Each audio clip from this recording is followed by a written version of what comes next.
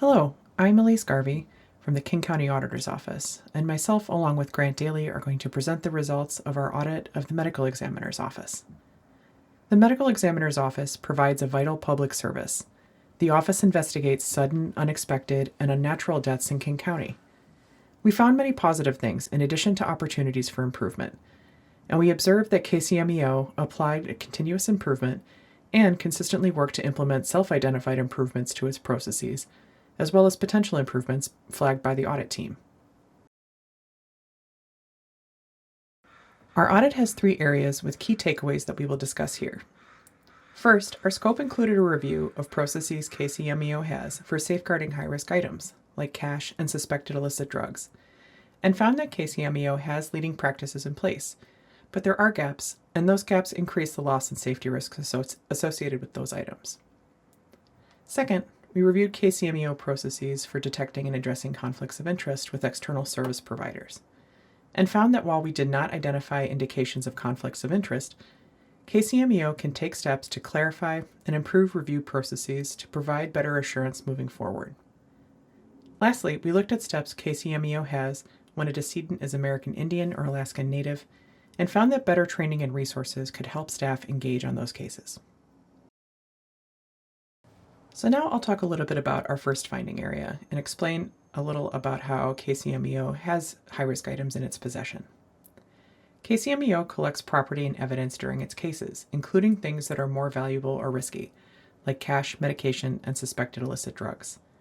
For example, staff may need to collect samples of suspected illicit drugs or medication on scene as part of its investigations.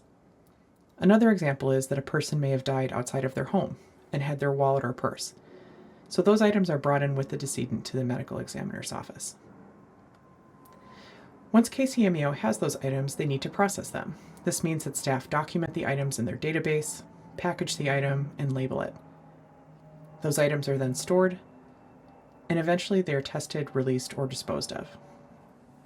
Property like cash generally is not in KCMEO's possession for very long, days, maybe weeks before being released back to the next of kin. But some items like suspected illicit drugs can be in possession for longer, months, maybe a year or more, until they are picked up by a law enforcement agency or disposed of. So KCMEO has to have practices in place to make sure bad things don't happen, like cash being stolen or law enforcement evidence being damaged, or staff being exposed to harmful substances. This is also important as KCMEO saw an increase in some high-risk items over the period we reviewed. For example, on the screen, you see the amount of cash in U.S. currency has increased from 2020 to 2025. I should note that these are not amounts that KCMEO has in its possession at any one given time, but rather the amount collected over the course of the year. So how does an organization like KCMEO safeguard these items? We looked at over 90 recommended practices, or controls in auditor speak, from professional and governmental organizations, and many of those controls fall into 2 categories. The first being preventive, which, as it sounds, are practices intended to avoid unintended loss, theft, or damage to an item. The second is detection, and these are practices, as it sounds, intended to discover if theft, loss, or damage has happened, and then make timely corrections to address the issues. So we found in our audit that KCMEO has some of these leading practices in place to reduce risk associated with these items. For example, we observed KCMEO implements a segregation of duties for some of its processes for high-risk items, so multiple people help ensure the integrity of processes and data. We also observed KCMEO's secured storage for property evidence, including high-risk items like drugs and cash. We also observed that KCMEO limits access to storage and processing areas. These steps are considered leading practices for preventing high-risk items from being lost or stolen. We also identified some gaps in controls that can increase risks associated with these items, and they primarily fall into the detective category that I mentioned earlier. So for example, KCMEO does not do regular inventories of items. They also do not do detective data analysis and monitoring to identify trends that they might want to investigate further. They also have a lack of video surveillance in the vault, which is one of the secured storage areas where items are. Now, this area is secured in other ways, but standards recommend having video surveillance in all areas where high-risk items are stored. These types of detective practices can help provide assurance that the preventive controls KCMEO has in place, like segregation of duties, are working and address issues if they catch them. As I mentioned earlier, we reviewed many recommended controls for this audit. Standards state that figuring out which of these controls to implement should be based on risks and consideration of available resources, resulting in a risk strategy. We found KCMEO does not yet have a risk strategy for high-risk items, which means they have less information to prioritize the most effective controls for their particular risks within their available resources, thus leaving gaps where cash or drugs could be lost, stolen, or damaged.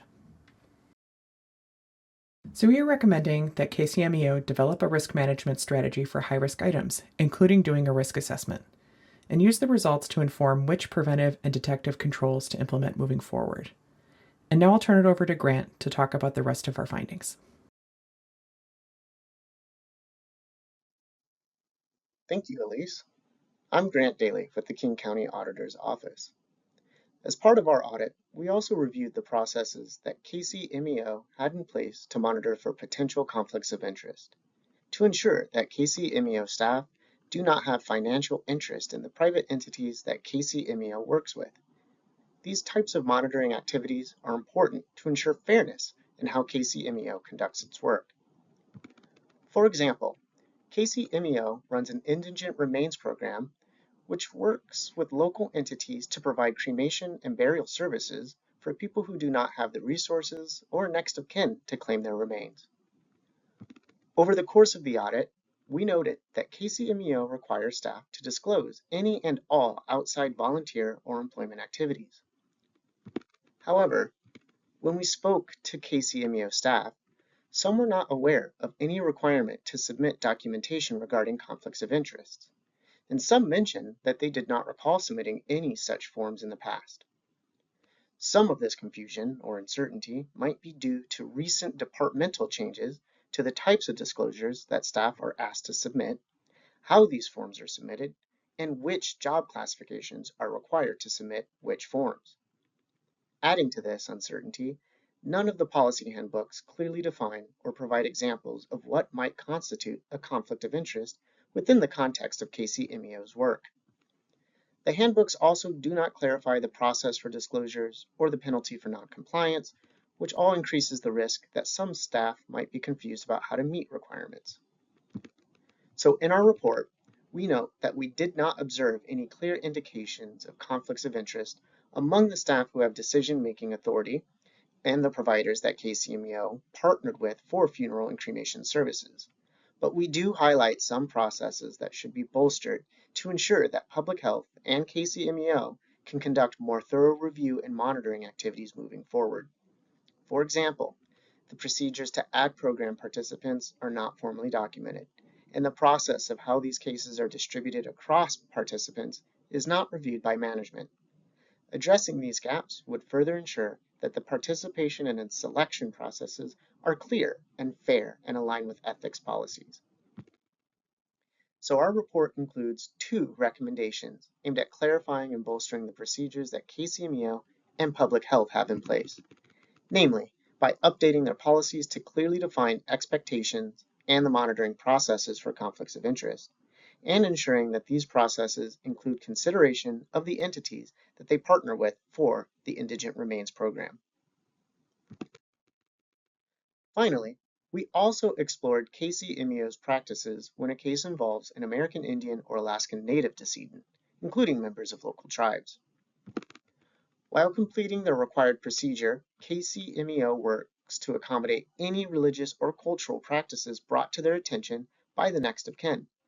And as part of this work, we spoke with representatives from a couple of local tribes. Staff that we spoke with from these tribes generally said positive things about KCMEO staff, noting that the investigators were generally accommodating for the cultural and religious needs of the tribal members, and they provided specific examples of times when investigators worked with families to ensure that spiritual practices could be done. When we spoke with the investigation staff, however, Some reported feeling initially unprepared for being on scene with the families and loved ones of American Indian or Alaskan Native decedents.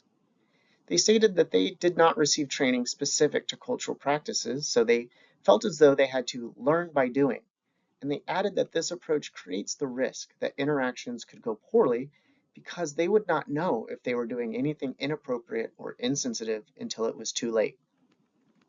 Increasing opportunities that the staff have to share lessons learned amongst each other from their experiences working with local tribes is one way that KCMEO could increase staff's preparedness to meet the needs of local communities. In addition to increased staff training opportunities, another chance to increase the ability of families to communicate their needs would be for KCMEO to make adjustments to the information included on its public brochure. KCMEO staff provides families with an informational brochure that helps guide them through next steps, but this brochure does not include guidance for how to make requests. On the slide, I will show some example images from the informational brochure that KCMEO provides to families. The text may be too small to read, so I'll be sure to talk through the items for reference. As you can see, the brochure includes a lot of information and even includes a checklist of next steps. And while the brochure acknowledges that families should take steps to make arrangements and maintain contact with KCMEO, we notice that it does not provide guidance to families on how and when to make these accommodation requests, such as for cultural or spiritual reasons. It also does not raise attention that such requests may be time sensitive and need to be made as soon as possible, because KCMEO may need to complete their examinations or autopsies in as quickly as a day or two. So we include a recommendation for KCMEO to provide its staff with resources such as trainings or lessons learned opportunities in order to increase their preparedness to meet the needs of American Indian and Alaskan Native tribes and communities. And we also recommend that KCMEO also explore opportunities to update the information in the brochure that it hands out to families, so that families are better aware of how to make accommodation requests.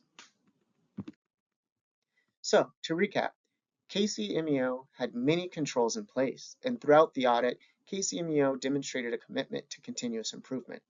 Our findings highlight areas where they could bolster their processes.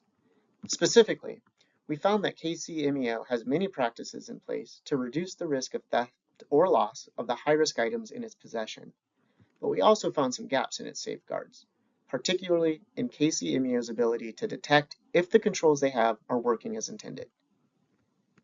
Similarly, KCMEO should clarify its expectations and improve its review processes related to conflicts of interest so that oversight and monitoring activities can be more effective moving forward.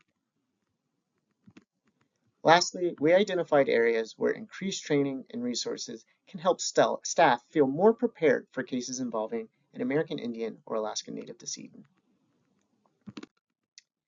This concludes our presentation on this report. You can find more information on our website, and thank you.